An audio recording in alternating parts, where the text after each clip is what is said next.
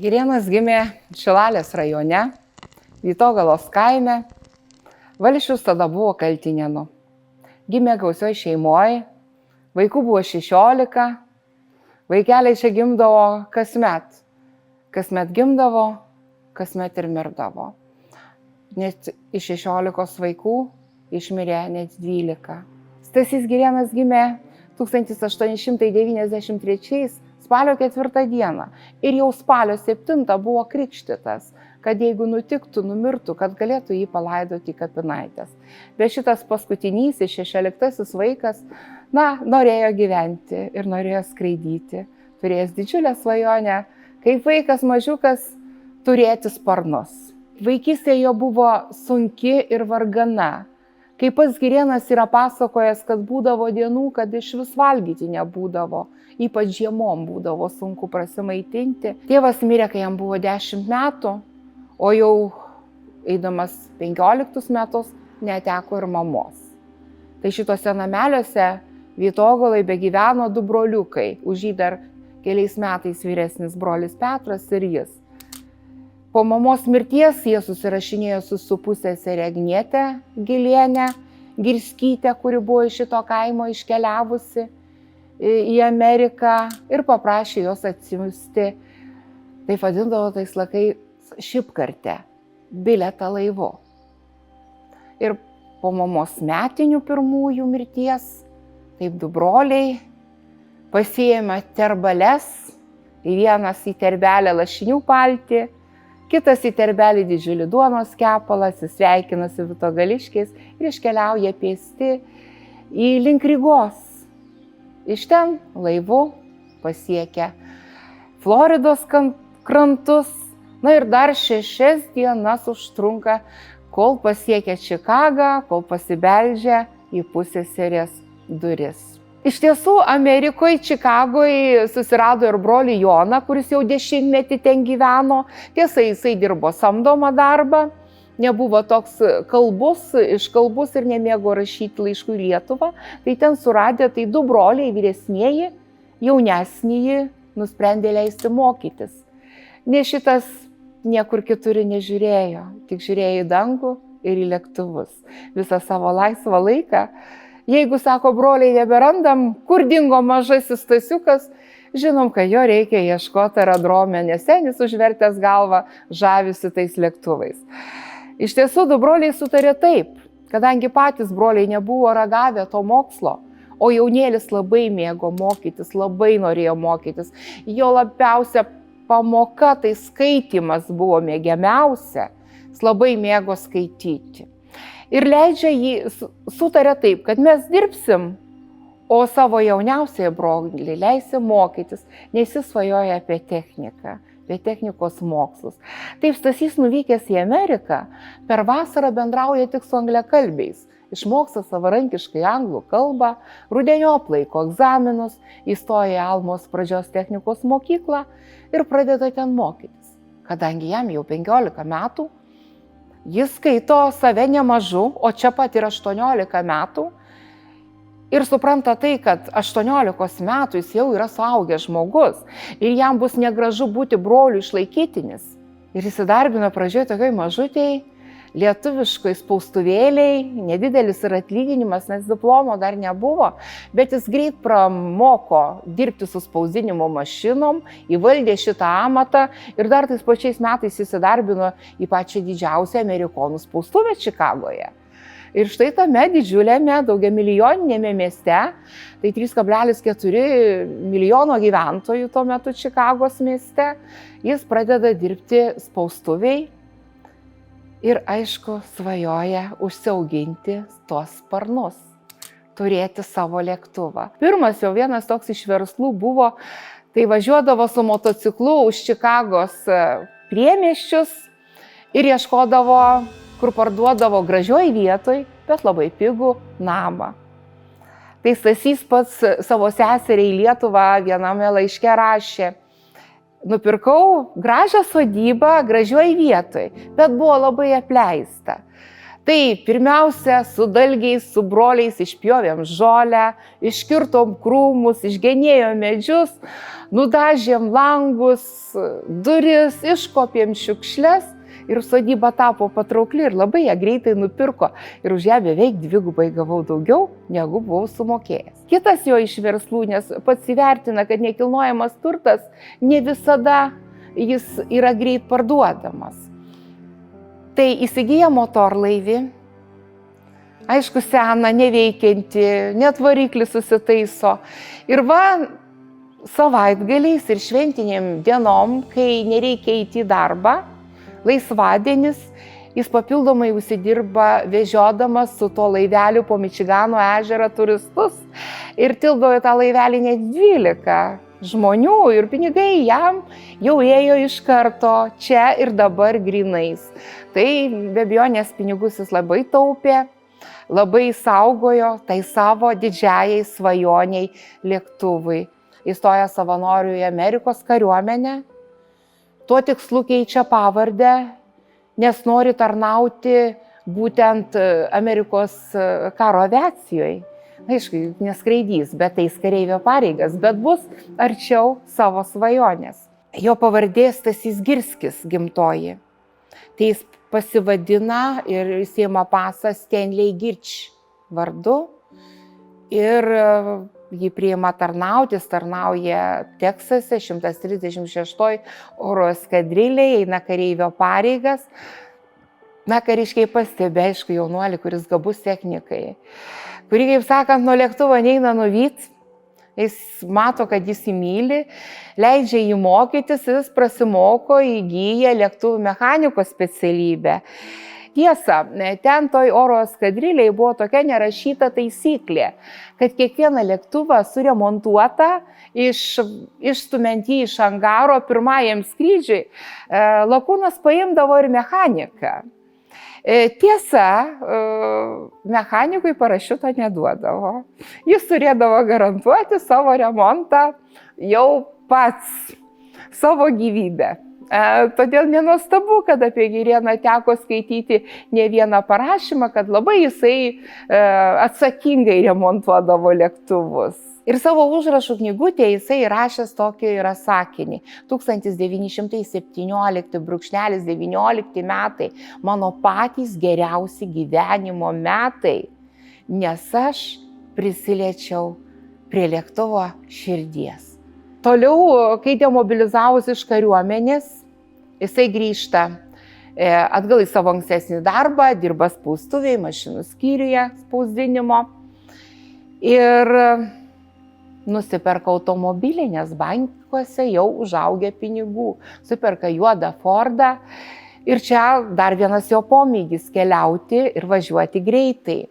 Ką paskaitydavo laikraštyje, kokią įdomią gamtos vietą, jį be abejonės traukė užmiestį, jis važiuodavo savaitgaliais, pasižiūrėti, ar tikrai ten taip ir yra, kaip žurnalistai aprašo. Tai va tas važiavimas į gamtą savaitgaliais ir šventinėm dienomis paskatino jį kurti verslą, būtent taksi verslą. Suvienyta apie 50 lietuvių, prikalbinta stoti į taksi bendrovę. Jis ten vienbalsiai buvo išrinktas buhalteriu šitos bendrovės. Vadinas, buvo patikimas žmogus, jo pasitikėjo.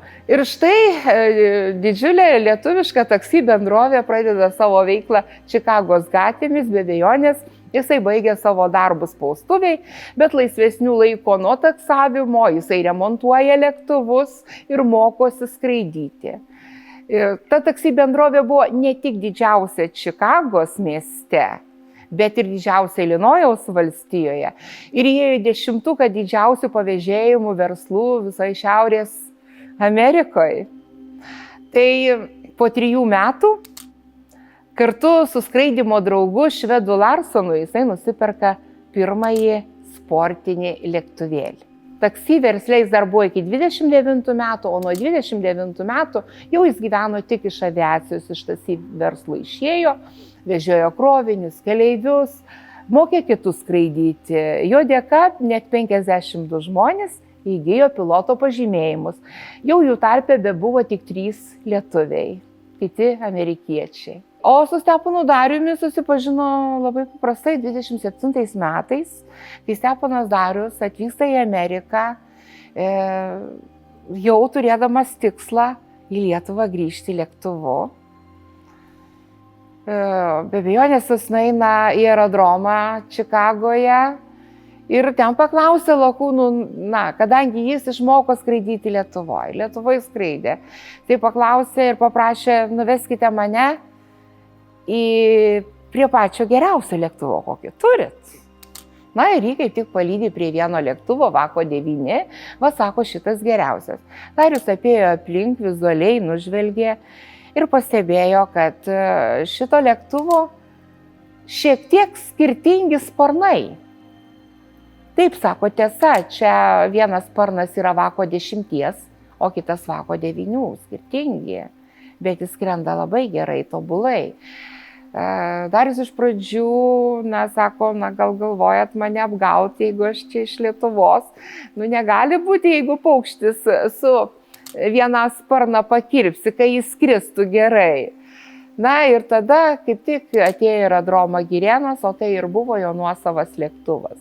Tai kai pasakojame, kad pusvalandis pažinties prie šito lėktuvo Stasys Girėnas pasiūlo Dariui skristi ir įsitikinti, o Darius kaip drąsus žmogus priima tą iššūkį. Ir Dariaus pirmasis skrydis Amerikoje, tai būtent su Girėno nuosavu lėktuvu Vako 9. Ir iš ties Darius apsukęs kelis ratus apie aerodromą, nusileidęs, iš ties, sako, puikus lėktuvas. Tai buvo tokia jų pažintis. Jų keliai tai susitikdavo, tai įsiskirdavo, nesusitikdavo aviacijos šventėse, lietuvių aviacijos šventėse Amerikoje, kad ten labai tokius artimus ryšius palaikė, tai to nebuvo. Tiesiog buvo pažįstami, žinojo viens kitą tą visą laikotarpį iki lemiamų 32 metų, kada Dariui kilo mintis pradėti pakviesti Girėną į žygį. Ir jam pasiūlius, aišku, kad Girėnas iš karto entuziastingai nesutiko. Jis galvojo. Ir kai jis sutiko, jisai jau atvažiavo iš karto su pinigais pas Darių. Važiuojam, pasakė. Žemaičiam užtenka vieno žodžio, 2 žodžiai, tai jau per daug. Ir be abejonės Dariui reikėjo greit susiruošti. Ir jie išvažiavo pirkti lėktuvą. Už tą lėktuvą, kad buvo jau suradęs Darius, sumokėjęs rankpinigių $30 grynaisiais, Girėnas atsivežė savo dalį taip pat grynaisiais pinigais $1670. Ir trūkstama suma 1300 Darius išrašė čekį. Pavedimu, sakykime, apsimokėjo. Tai bendra suma buvo 3000. Ir jie lėktuvą nusipirko 1932 metų birželio 18 dieną. Ir nuo tos dienos prasidėjo įtemptas darbas ir pasiruošimas. Ir jau Liepos 11 dieną jau jie išleido atsišaukimą į lietuvių tautą, į tautiečius, Amerikos lietuvius, ragindami nubusti ir prisidėti prie jų užmačių, prisidėti prie jų skrydžio. Ir tai sekė ilgas, įtemptas, sudėtingas darbas ir aviacijų švenčių organizavimas, pinigų rinkimas, galvojimas kaip, ką, kur ir kodėl. Ir tai tęsiasi daugiau nei metus. Iki 33 metų Liepos 15. Iš tikrųjų, pasiskirstimas buvo labai paprastas. Girėnas išmanė techniką ir jo buvo uždavinys parengti lėktuvui skrydžiui. Tai priežiūra, remontas, ieškojimas detalių, kažkas tai atnaujinama, taip pat lituanikos bandymai, kadangi reikėjo išbalansuoti lėktuvą, nes jeigu Belankoj 300 litrų gazolio, tai lituanikoje beveik 3 tonos telpa, tai didžiuliai skirtumai. Darius daugiau rūpinosi komunikacija, navigacija, nes jis puikus navigatorius, bet jisgi tarnavo ir Lietuvoje kaip karo žvalgas. Tai ir naktinis jo skraidimas, jis tai mokėjo daryti, Girėną reikėjo apmokyti skraidyti, nes jis civilinis lakūnas, jis naktimis nebuvo skrydęs, neturės tokių skrydžių. Puikiai vyrai pasidalino darbus ir tas laukimas, aišku, gero oro užtruko. Jų skrydis, mes neturėtume įvardyti, kad tai skrydis per Atlantą. Atlantas tai buvo nedidelė, bet be abejonės svarbi ir atsakinga dalis. Jų skrydis buvo, kaip jie patys sakė, New Yorkas, Kaunas ir atgal. Štai toks buvo uždavinys ir tas New Yorkas Kauno be nutupimo, siekiant pasaulio rekordo, nuskristi transatlantinę trasą nenusileidus. Ta vyrai ir stengiasi padaryti.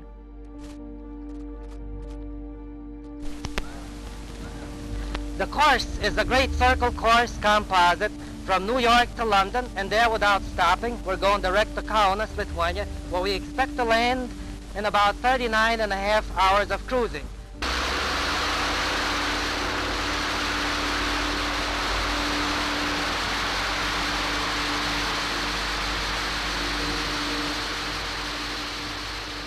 Darius su Girėnu planavo, kad jie užtruks kelyje 40 valandų.